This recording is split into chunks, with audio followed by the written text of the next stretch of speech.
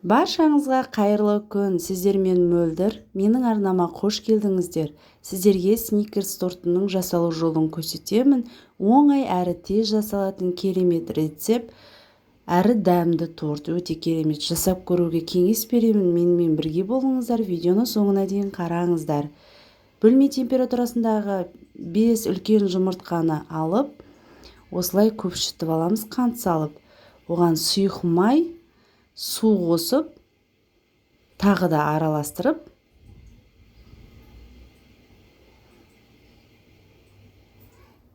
какао салып, разрыхитель салып, құрғақ ұнтақтарды салып аламыз, құрғақ заттарды. Ұн салып, ұнды міндетті түрде електен өткізіп алыңыздар. Сонда тестамыз әдемі көтеріледі. Осында екі бөлікке бөліп, осылай бір келкі масса болғанша араластырып аламыз. Өте дәмді шығады, достар, бір жасағаннан шығады. 22-лік формаға салып, 35-40 минут 180 градуста пісіріп аламыз. Тестамыз піскенше крем жасайтын боламыз. Сливки, творожный сыр, қант ұнтағы менде болмағандықтан қантты блендермен езіп алдым. Осылай араластырып аласыз.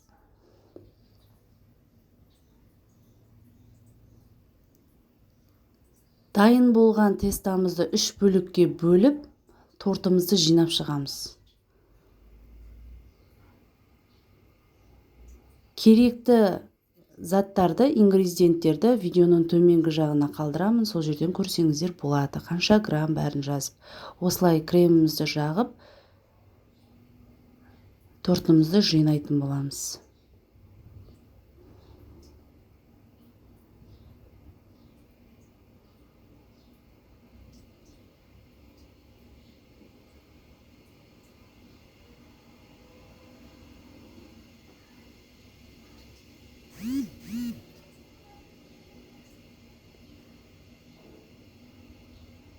Ортасына осындай сгущенка қолдандым мен.